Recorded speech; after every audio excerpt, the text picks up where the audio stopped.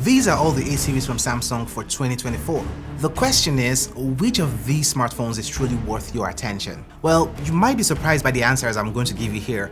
Out of the entire lineup this year, there are only 2 devices that stand out, and I'll be revealing those gems by the end of this video. But before then, let me give you a summary of all these devices and who they fit, and so without taking much of your time, yo guys, let's get started. Let's start with the Galaxy A05. This one is very basic and doesn't offer much beyond the essentials, and when I say that, I mean essentials in terms of the features.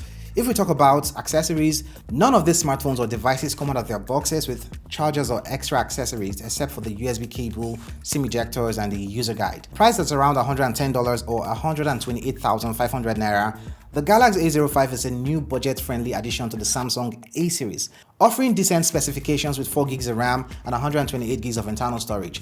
One big downside here is that it doesn't even have a fingerprint scanner, which is something most users expect nowadays for security. Performance isn't something I would compare to other devices here. I mean, it's the Helio G85 processor from MediaTek, pretty basic performance for today's needs.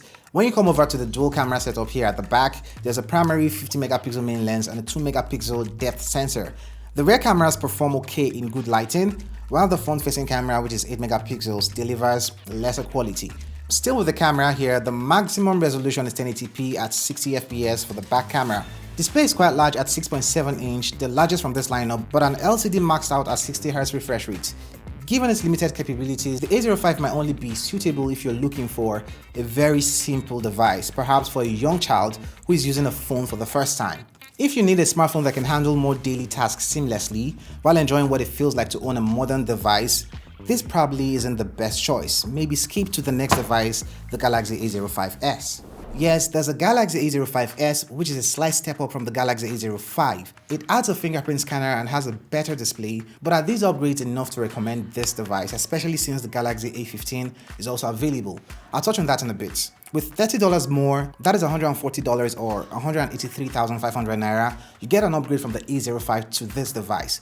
Good thing here is, it is powered by the Snapdragon 680 processor, which makes it a better performer than the Galaxy A05. It comes in various memory configurations, with my review unit here being 4 gigs of RAM and 128 gigs of storage. Just like the Galaxy A05, this one is also a 6.7 inch panel, but this time with a 90Hz refresh rate, making scrolls, gameplays, and animations feel a little bit smoother. This is still LCD, by the way. It offers better performance and additional features that make it a more versatile and practical choice for everyday use.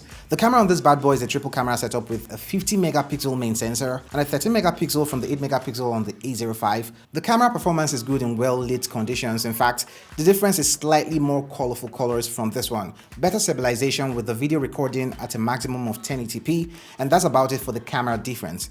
So here's how I see this device.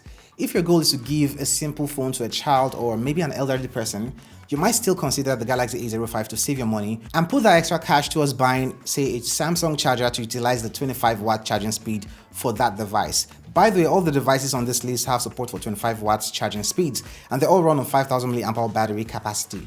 However, for most other people out there who want something that really does feel like an upgrade from the A05, I'll suggest you skip this one and get the Galaxy A15, except you're really on a tight budget. The A15 might just be the best value for money around that price point. The A15 actually does shine as the star among budget smartphones. It features the Helio G99 processor and a major upgrade to the display here. For $200 or 255,500 naira, this smartphone provides the essentials for a smartphone like this one. That would be the essentials most users need without the extra cost of high-end models. And I don't think there's really a strong reason to choose a lesser model if you can afford the A15. Talking about the upgrade to the display here, while you get a slightly smaller 6.5 inch panel here, this is Super AMOLED by the way, this smartphone retains a 90Hz refresh rate. Blacks are really black, and that means a high contrast ratio. You're looking at 800 nits of brightness, which is pretty good and better than the A05 and the 5s for outdoor use under direct sunlight. This smartphone, the Galaxy A15, has a memory configuration starting from 4 gigs 128 to 8 gigs 256 gigs of internal storage. So you get a really smooth, user-friendly experience. Now when it comes to the cameras on this bad boy, there's an improvement here. Aside the 50 megapixel main lens you get on the smartphone, There's an introduction of a 5 megapixel ultra wide lens, and I can tell you for sure that the camera on this device does pretty well for the price. And when compared to, say, the Galaxy A05s, which is this device here, it is definitely an improvement in terms of the picture quality. The front-facing camera is a 13 megapixel sensor which maintains about the same quality that matches the rear camera here. Video recording is capped out at 1080p at 30 FPS with stabilization.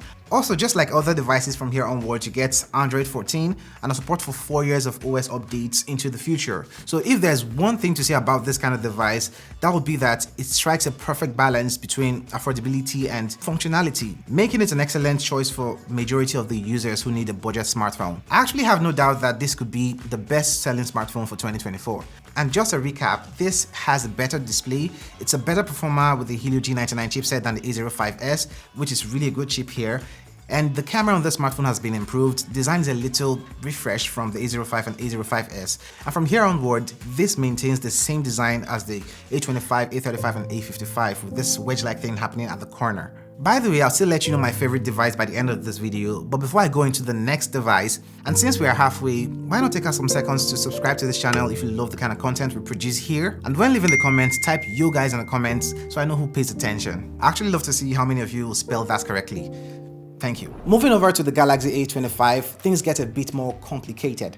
While the Galaxy A25 is definitely better than the A15, featuring things like a faster screen refresh rate from 90Hz to 120Hz on the same 6.5-inch Super AMOLED panel here, okay, 1000 nits of brightness, which is the same as the Galaxy A35 and A55, and access to 5G.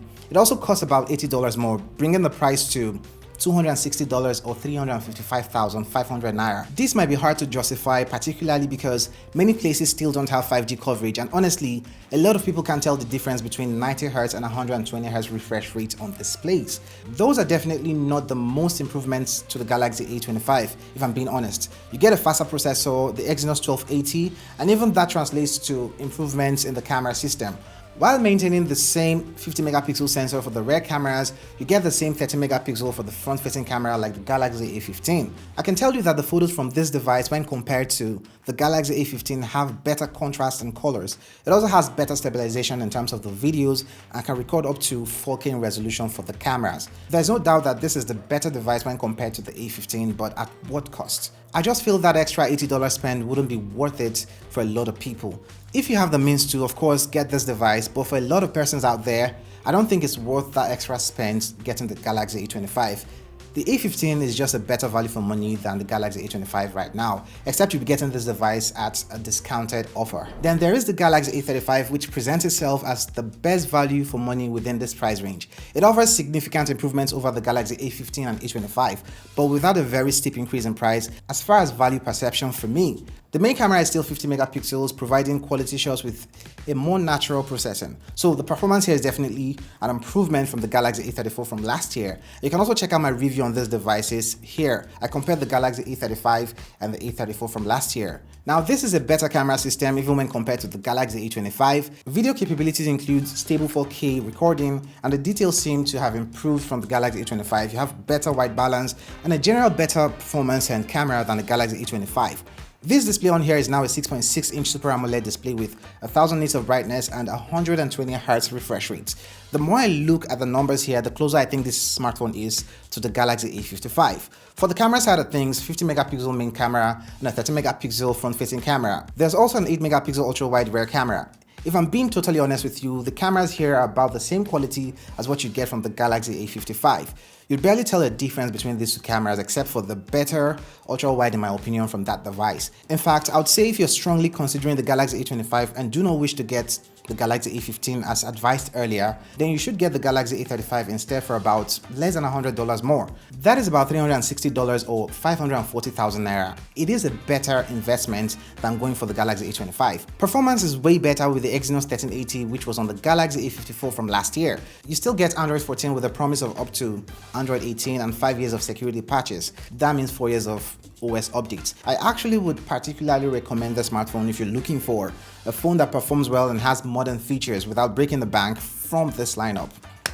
The Galaxy A35 is that device to own. It actually felt like I should have ended this video with the Galaxy A35, but we have the Galaxy A55. There isn't much to say about this smartphone aside making one argument for it. First, this is the best A-series device there is yet, the top and the best. If you want the best smartphone in the A-series lineup Samsung has to offer, go out and buy the Galaxy A55 for $430 or 631,000 naira for the same 8 gigs of RAM and 256 gigs of internal storage as the A35. But I can't say this is the best value for money you'd get from this lineup. With no charger in the box, just like the others, there isn't really a huge difference between the Galaxy A35 and the Galaxy A55, excluding the additional $70 to $100 increase in price. Of course, you get the better processor here, which is the all-new Exynos 1480 from Samsung. Okay, these does perform better, but that's about it. Displays are about the same 6.6-inch Super AMOLED, 1000 nits of brightness smartphone panels. They look identical with 120Hz refresh rates. The body design are the same. Even the cameras, which is now a 12 megapixel ultra wide and a 32 megapixel front facing camera, which is an improvement from the other one, looks really similar, and you might not be able to tell the difference except for the ultra wide lenses. Honestly, I kept going back and forth with the photos between the Galaxy A35 and this A55. Sometimes I even prefer the photos from the Galaxy A35. For that extra money, I think you're basically paying for the better performance, and also, I don't think it's really worth that much in my opinion. I'd rather get the Galaxy A35 and save the money than get the best Samsung has to offer right now. For me, it's just the Galaxy A35 over the Galaxy A55. In summary, for those looking to spend wisely, the Galaxy A15 offers all the accessories, features at an affordable price, making it an ideal choice when in search of the best budget device here. The A25, on the other hand, is a better device, no doubt, but I can't really justify that extra about $100 for what it offers. So the Galaxy A15 does it in terms of budget for me. Now, if you can spend a little bit more, the Galaxy A35 provides excellent features for a bit more money. Of course, about $160 from the A15 here, but trust me, this represents the best value for an upgrade in terms of these devices here. Actually, you get over 90% identical features to the Galaxy A55 from this year, and even better performance than the best A-series from last year, which was the Galaxy A54. Hence, the Galaxy A35 would be my second recommendation here. The A55, although excellent and the best device you get from this lineup this year, I don't think it has the best value for your buck. Except you're not worried about the cost and you want the absolute best regardless of how much it costs. Now, this can change if there are discounted offer for these devices. Say a $30 difference between the A15 and the A25, then you can go for the A25 because it's just a better device. Also, if you have a discounted offer for the Galaxy A55, let's say the same $30 between the A55 and the A35, then you should definitely go for the best device, the Galaxy A55. You might want to check out my reviews on all these devices as I've covered them on this channel. Also, let me know your thoughts in the comment section below. I'd love to hear from you guys down there. I'll be reading. Kawaii that day.